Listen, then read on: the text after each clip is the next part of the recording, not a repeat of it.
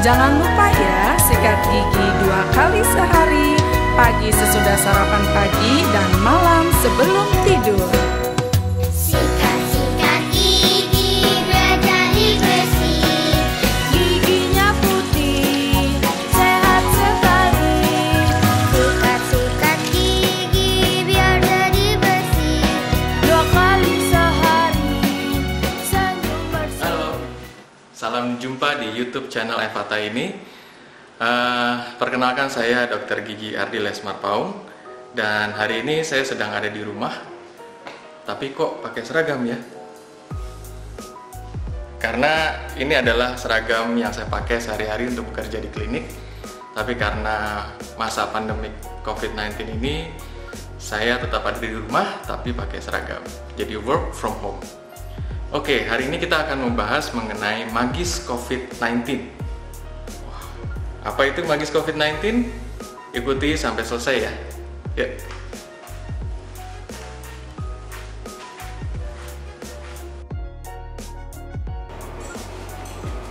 Ya, sekarang saya udah di kamar saya dan masih di rumah saya sendiri. Dan saya yakin juga Anda masih ada di rumah. Udah berapa lama stay at home? 2 minggu? 3 minggu? Kalau saya udah 2 minggu tidak praktek. Tapi nggak apa-apa, bersyukur aja karena itu anjuran dari pemerintah. Saya yakin itu ada manfaatnya bagi kita semua. Seperti yang tadi saya katakan bahwa kita akan membahas magis COVID-19. Apa itu magis COVID-19? Tenang aja, tidak ada hubungannya dengan magic apapun terkait dengan COVID-19 atau hal-hal yang berbau klinik.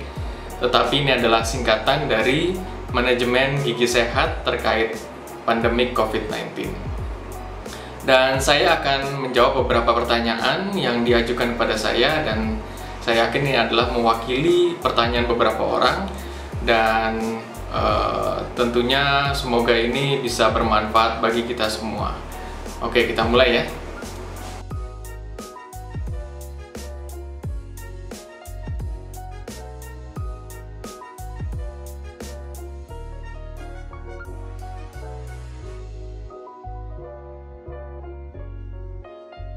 Ya, pengaruh secara langsung tidak ada bahwa menjaga kebersihan gigi mulut itu bisa mencegah COVID-19 itu masuk ke dalam tubuh.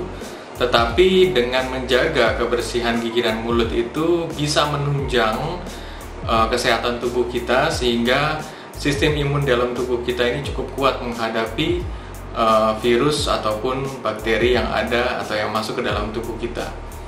Oke, sebelum saya masuk tentang hubungannya dengan COVID-19 ini, ada baiknya saya akan menjelaskan sedikit mengenai karakteristik dari virus COVID-19 ini ya.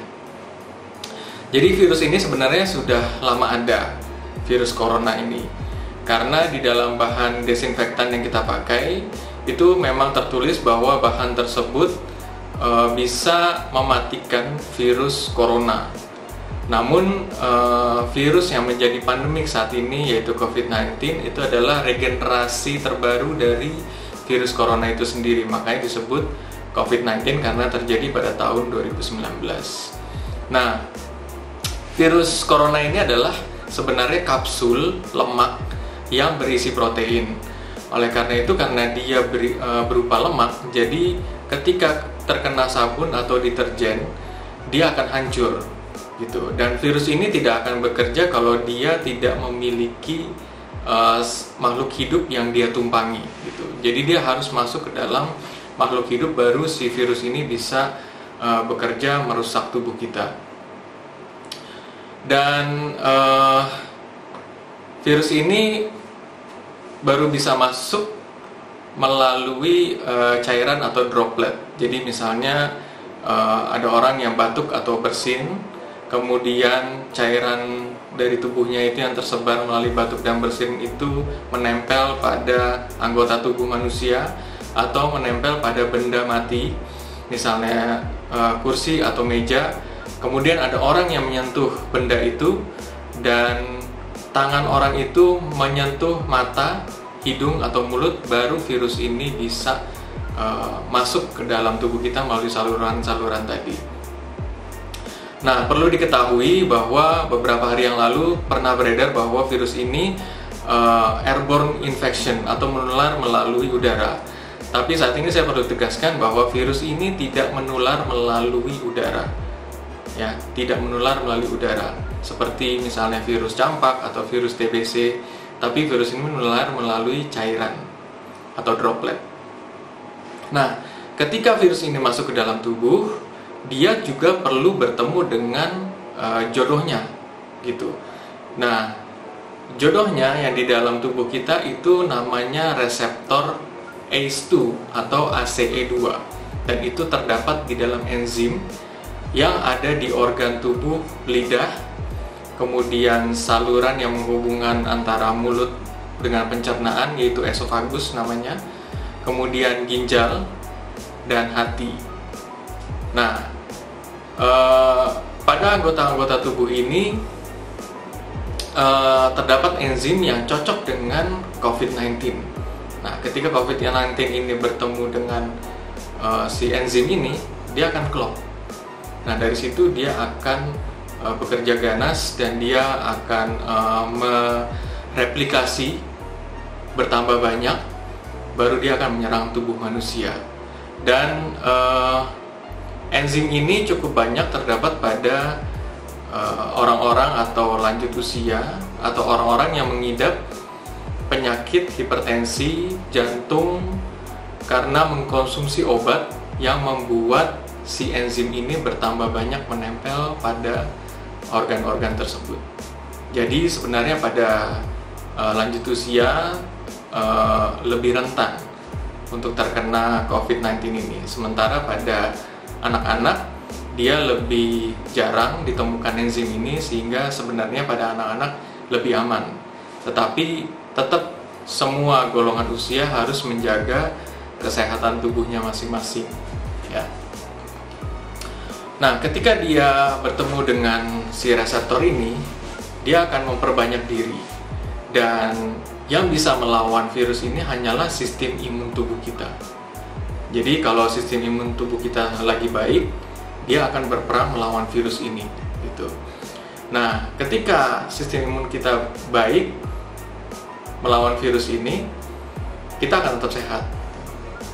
Tetapi kalau sistem imun tubuh kita sedang ngedrop, itulah yang akan menyebabkan kita terinfeksi atau menjadi positif corona. Nah, di dalam tubuh kita jangan lupa bahwa ada juga yang namanya bakteri. Nah, ketika virus ini menyerang, sistem imun tubuh kita berkurang, si bakteri ini juga bisa akhirnya membelah diri. Jadi si virusnya memperbanyak diri, si bakterinya membelah diri, sama-sama menjadi banyak, gitu. Nah, bisa dibayangkan ketika sistem imun tubuh kita ini menurun, itu akan bekerja keras sekali melawan si virus dan bakteri, gitu ya. Nah, yang paling diserang adalah sebenarnya paru-paru. Jadi ketika si COVID-19 ini menyerang paru-paru, dia akan membuat paru-paru ini tidak bisa menyebarkan oksigen atau memompa oksigen, sehingga paru-paru ini terisi air dan menyebabkan sesak napas. Oleh karena itu, gejala-gejalanya seperti yang kita semua udah tahu, diantaranya adalah demam, batuk atau pilek, kemudian sesak napas, ya. Lalu apa sih hubungannya COVID-19 ini dengan kesehatan gigi dan mulut, ya? Ya, seperti kita tahu tadi bahwa dalam tubuh ini juga ada yang namanya bakteri. Nah, tahu nggak berapa banyak bakteri yang ada di dalam mulut kita aja deh? 70. Oke, di dalam mulut kita ini ada 700 jenis bakteri. 700 jenis bakteri. Ingat ya, jenis. Jenis itu seperti suku, misalnya Jawa, Ambon, Batak, Manado, gitu. Itu namanya jenis. Nah, dari satu jenis ini juga pastinya ada banyak jumlah bakterinya. Nah, bisa terbayangkan berapa banyak bakteri yang ada di dalam mulut kita. Bisa ribuan, bahkan sampai jutaan, gitu. Jadi misalnya kita nelen nih, nah itu kita lagi nelen jutaan bakteri. Oke, oleh karena itu dengan kita menjaga kesehatan gigi mulut kita, itu berarti kita sedang menekan jumlah bakteri yang ada di dalam mulut kita. Caranya bagaimana? Dengan menyikat gigi sehari 2 kali. Kurang lebih sama dengan kita menjaga kesehatan gigi sehari-hari. Apabila dirasa kurang atau mau memakai obat kumur, itu boleh-boleh saja, gitu ya. Nah, yang perlu diperhatikan di sini juga adalah dalam menyikat gigi kita menggunakan sikat gigi dan pasta gigi. Ya. Oke, saya akan jelaskan sedikit yang perlu kita perhatikan. Dari yang pertama, sikat gigi. Sikat gigi itu kita udah tahu semua ya, seperti ini. Nah, sikat yang baik adalah dia bulu sikatnya lurus, ya, lurus dalam arti dia tidak mekar, gitu. Kalau misalkan sikat gigi ini sudah mekar, itu berarti sudah waktunya untuk diganti. Mungkin sekitar 2 atau 3 bulan pemakaian, sikat gigi itu sebaiknya sudah diganti, gitu. Nah, untuk ukurannya yang pastinya untuk anak-anak dan juga dewasa itu berbeda ukurannya. Ya, anak-anak ukurannya lebih kecil. Dan kemudian untuk variasi, misalnya ada yang bentuk bulu sikatnya agak tinggi di depannya dan lain sebagainya, itu sebenarnya ada penelitiannya lagi, dan itu ada penjelasan yang lebih panjang lagi. Tapi pada intinya adalah bulu sikatnya jangan sampai mekar, dan untuk ukurannya yang dewasa lebih besar dan untuk anak-anak yang lebih kecil. Kemudian untuk pasta gigi, yang baik sekarang rata-rata sudah cukup baik yang ada di pasaran, ya. Yang perlu kita ketahui adalah pasta gigi yang mengandung fluoride. Nah, biasanya di dalam kemasan pasta gigi ini, biasanya di dalam ingredients-nya atau kandungannya di sini tertulis sodium fluoride. Nah, itu adalah fluoride, gitu. Nah, itu udah cukup baik untuk digunakan sebagai pasta gigi. Kenapa fluoride? Karena gigi ini terdiri dari 3 kandungan. Yang pertama kalsium, kemudian fosfat, dan fluor. Yang paling banyak sebenarnya adalah kalsium.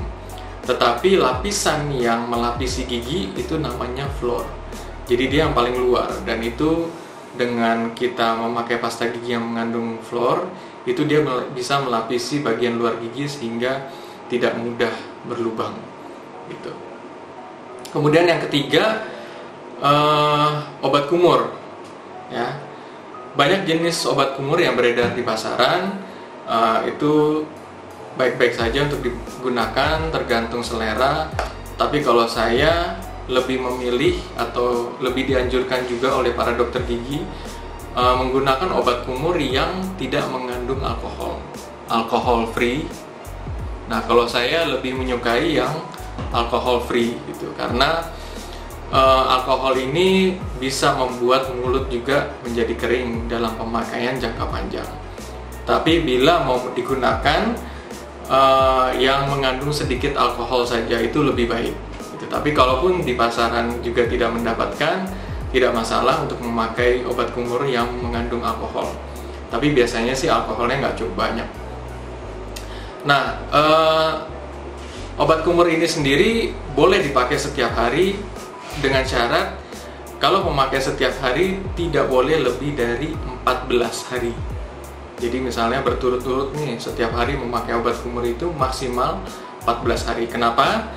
Karena tujuan dari obat kumur ini adalah untuk membunuh bakteri yang ada di dalam mulut. Nah, bakteri yang ada dalam mulut ini tidak hanya yang dibunuh ini, maksudnya bakteri ini tidak hanya ada yang bakteri yang jahat, tapi ada juga bakteri yang baik untuk tubuh kita, untuk enzim dan untuk pencernaan. Nah, bakteri yang jahat maupun yang baik ini juga dibunuh oleh obat kumur ini. Jadi obat kumur ini tidak hanya membunuh yang jahat saja, yang baik juga dia bunuh, gitu. Dan apabila dalam pemakaian jangka panjang, bakteri yang mati itu banyak di dalam mulut, itu akhirnya akan menimbulkan jamur gitu. Jadi maksimal pemakaiannya adalah 14 hari bila dipakai setiap hari. Oke, berikut saya akan memperagakan cara menyikat gigi yang benar. Ya, ini ada model gigi. Halo. Oke, cara menyikat gigi yang benar. Di sini kita harus membagi regio atau wilayah gigi ini menjadi 4 bagian ya. Sebelah kanan atas ini kita bagi 4 begini, secara vertikal dan secara horizontal. Nah, sebelah sini adalah sebelah kiri atas, kemudian kanan atas, kanan bawah, dan kiri bawah. Ini batasnya dari sini, kemudian sini. Nah, kita bisa memulainya dengan menyikat pada bagian yang atas dulu. Misalnya kita bisa menyikatnya dari sebelah kiri atas. Yang baik adalah bulu sikat ini menghadap 45 derajat ke arah antara gigi dan gusi, seperti ini. Nah, untuk anak-anak mungkin agak sulit, tidak masalah. Yang terpenting adalah bulu sikat ini harus menyikat semua bagian gigi, baik yang di luar, di dalam, atas, bawah, semua harus terkena sikat ya. Nah, jadi caranya seperti ini. Kita bisa menyikat mulai dari sebelah kiri atas, itu sebelah kiri atas ya, atas gini, kemudian permukaan yang dipakai untuk mengunyah, kemudian sebelah dalam sini ini ya. Ini, kemudian kita pindah ke bawah, sama juga sebelah luar, bagian dipakai mengunyah, sebelah dalam, kemudian pindah ke regio sebelahnya, bisa mulai dari atas lagi ya, sebelah kanan, kemudian bagian dipakai mengunyah, kemudian sebelah dalam, kita pindah ke bawah, sebelah luar ya, kemudian bagian atas sebelah dalam dulu kita sikat. Nah, ini arahnya dari langit-langit ke bawah gitu. Kemudian yang bawah juga dari bawah ke atas. Lalu giginya kita katupkan atau mulut kita katupkan. Kita bisa mulai lagi menyikat bagian atas dan bawah, dari belakang kemudian ke depan, seperti ini. Boleh atas bawah atau boleh dengan bulat-bulat begini ya, silakan saja. Kemudian apabila semua gigi dan juga gusi boleh juga perlu juga dipijat ya, dimasaj, tujuannya untuk menyehatkan gusi ini.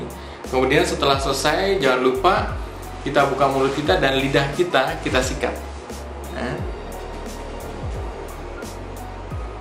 Kita sikat. Tujuannya untuk mencegah timbulnya jamur-jamur di dalam lidah ini, supaya lidahnya juga bersih juga.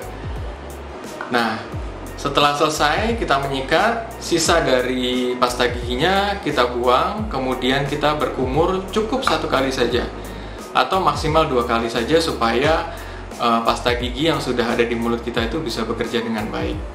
Kemudian setelah kita berkumur, sikat gigi ini kita bersihkan dengan air yang mengalir dari keran. Kita bersihkan, kemudian kita letakkan lagi di tempatnya. Dan perlu diketahui juga, untuk pasta gigi yang dipakai pada saat menyikat gigi itu tidak perlu banyak-banyak. Anjurannya adalah hanya sebesar biji kacang saja, karena itu sudah cukup untuk menyikat atau membersihkan seluruh gigi yang ada gitu ya.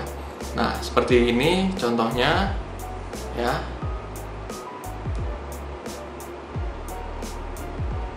Ya, cukup segini aja. Ini sudah cukup untuk menyikat seluruh gigi yang ada di dalam mulut. Jadi tidak perlu pasta giginya ini sampai dari ujung sampai ujung sikatnya, nggak perlu. Karena itu akan, apalagi untuk pasta gigi yang mengandung deterjen, itu busanya akan sangat banyak sekali. Gitu. Nanti akhirnya akan tumpah-tumpah. Gitu.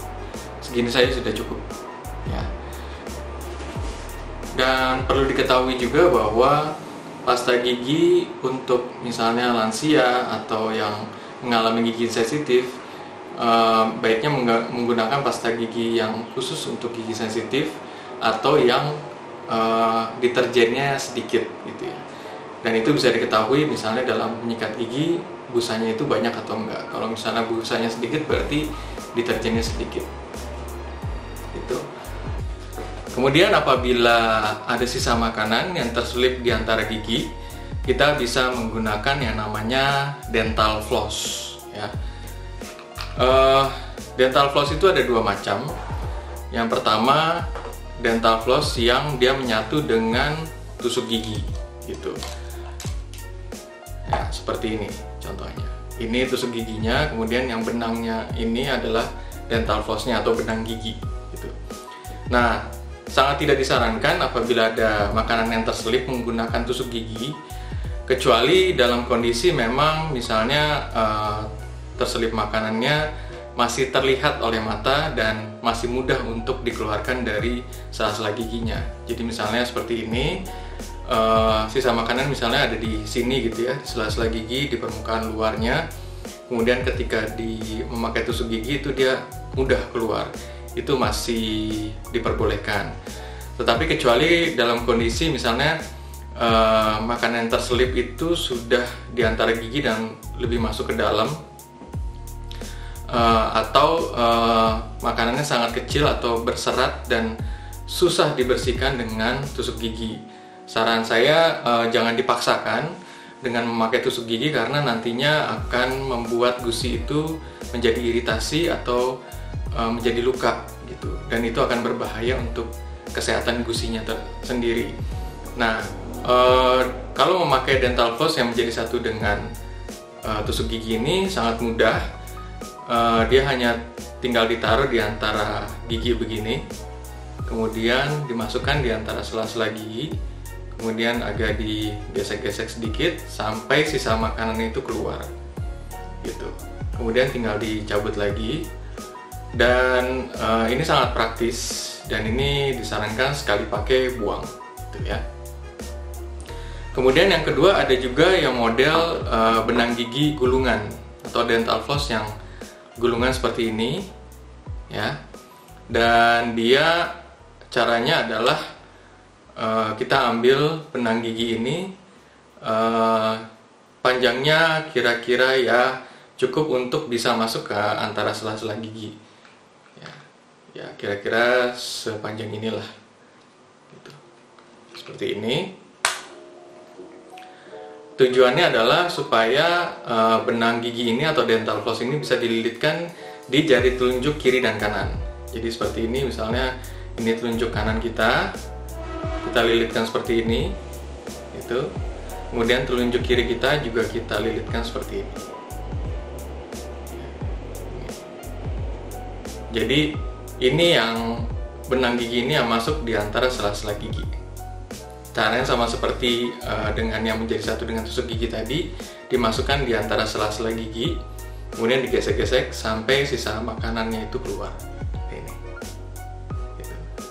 Kemudian setelah selesai, benang gigi ini dibuang.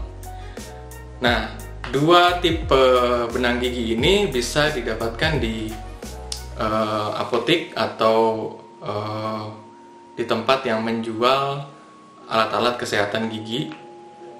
Maksudnya seperti sikat gigi atau pasta gigi, biasanya dijual juga dental floss ini atau benang gigi ini gitu. Jadi ini sangat praktis dan juga aman untuk gusi kita.